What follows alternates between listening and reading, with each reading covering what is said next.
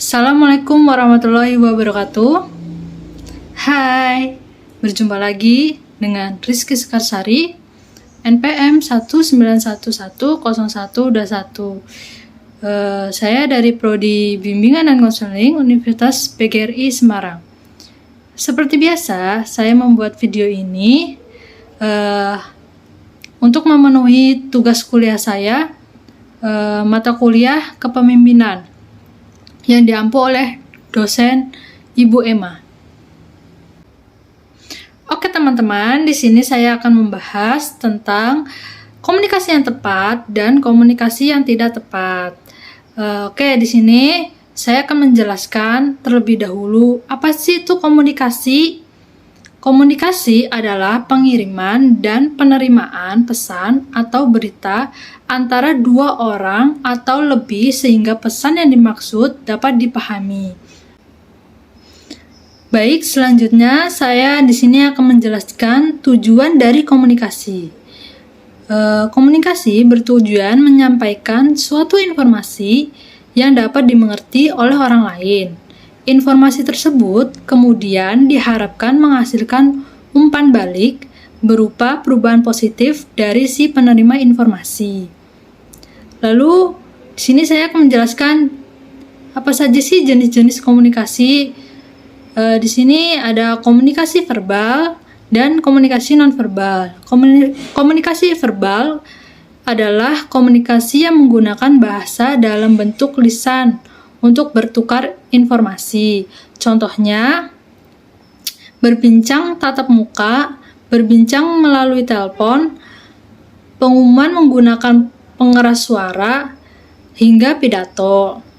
Lalu, komunikasi nonverbal merupakan komunikasi yang menggunakan bahasa dalam bentuk bukan lisan. Contohnya, komunikasi nonverbal melalui tulisan seperti surat menyurat, membaca buku, koran, dan website.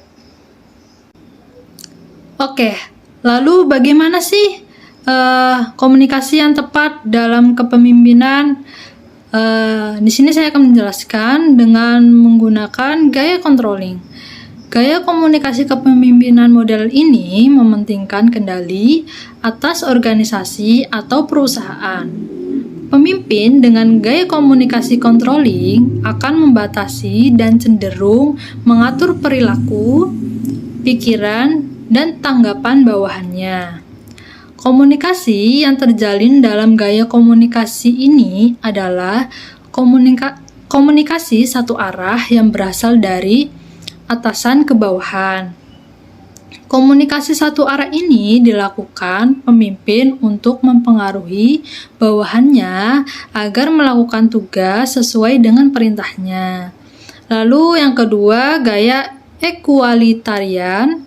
Gaya komunikasi kepemimpinan ini mengedepankan aspek kesamaan dalam komunikasi.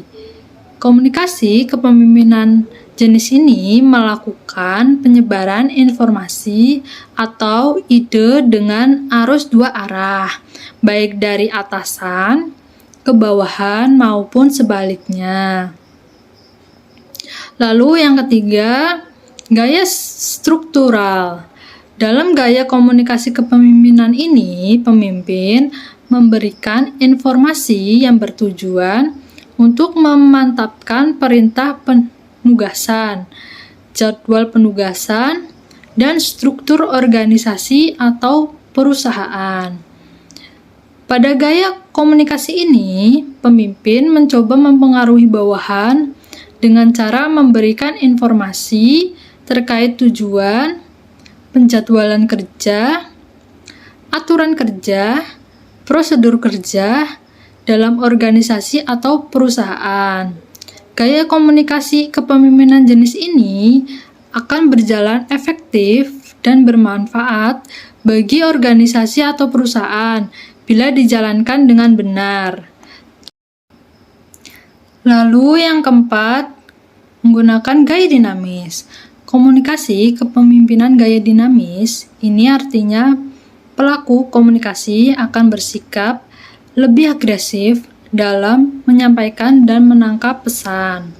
Dalam gaya ini, baik pemimpin dan bawahan sadar betul bahwa lingkungan organisasi atau perusahaan mereka dinamis sehingga berfokus pada tindakan.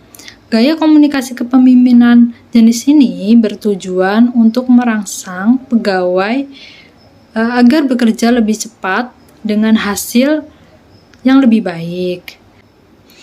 Lalu yang kelima, menggunakan gaya relinquishing.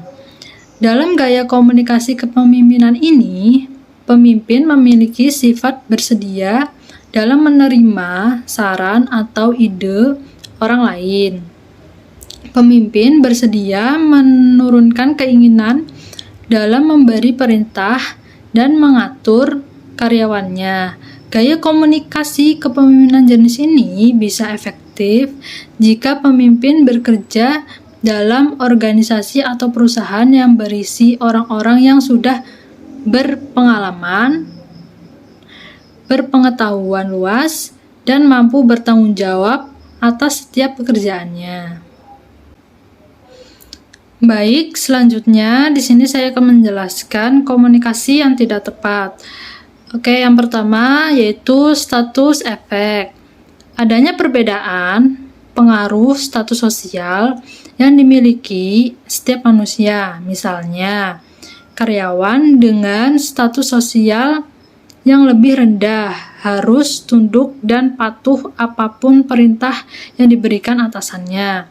Maka karyawan tersebut tidak dapat atau takut mengemukakan pendapatnya. Lalu yang kedua, semantic problem. Faktor semantik menyangkut bahasa yang dipergunakan komunikator sebagai alat untuk menyalurkan pikiran dan perasaannya kepada komunikan. Demi kelancaran komunikasi, seseorang komunikator harus benar-benar memperhatikan gangguan simetis ini, sebab kesalahan pengucapan atau kesalahan dalam penulisan dapat menimbulkan salah pengertian. Baik, yang ketiga yaitu perceptual distortion. Perceptual distortion dapat disebabkan karena perbedaan cara pandangan yang sempit pada diri sendiri dan perbedaan cara berpikir serta cara mengerti yang sempit terhadap orang lain. Sehingga dalam komunikasi terjadi perbedaan persepsi dan wawasan atau cara pandang antara satu dengan yang lainnya. Lalu yang keempat, cultural differences. Hambatan yang terjadi karena disebabkan adanya perbedaan kebudayaan, agama, dan lingkungan sosial. Dalam suatu organisasi terdapat beberapa suku, ras, dan bahasa yang berbeda, sehingga ada beberapa kata yang memiliki arti berbeda di setiap suku, seperti contohnya jangan dalam bahasa Indonesia artinya tidak boleh, tetapi orang suku Jawa mengartikan kata tersebut suatu jenis makanan berupa sup. Lalu yang kelima, physical distraction. Hambatan ini disebabkan oleh gangguan lingkungan fisik terhadap proses berlangsungnya komunikasi. Contohnya, suara riuh orang-orang atau kebisingan suara hujan, petir, dan cahaya yang kurang jelas. Yang keenam, poor choice of communication channels adalah gangguan yang disebabkan pada media yang dipergunakan dalam melancarkan komunikasi. Contohnya dalam kehidupan sehari-hari, misalnya sambungan telepon yang terputus-putus, suara radio yang hilang dan muncul, gambar yang kabur pada pesawat televisi, huruf ketikan yang buram pada surat, sehingga informasi tidak dapat ditangkap dan dimengerti dengan jelas. Lalu yang ketujuh, no feedback. Hambatan tersebut adalah seorang sender mengirim pesan kepada receiver tetapi tidak adanya respon dan tanggapan dari receiver, maka yang terjadi adalah komunikasi satu arah yang sia-sia, seperti seorang manajer menerangkan suatu gagasan yang ditunjukkan kepada para karyawannya tidak memberikan tanggapan atau respon, dengan kata lain tidak peduli dengan gagasan seorang manajer. Oke, sampai sini penjelasan tentang komunikasi dari saya. Bila ada salah kata, saya mohon maaf. Wabillahi taufiq wal hidayah. Wassalamualaikum warahmatullahi wabarakatuh. See you, bye bye.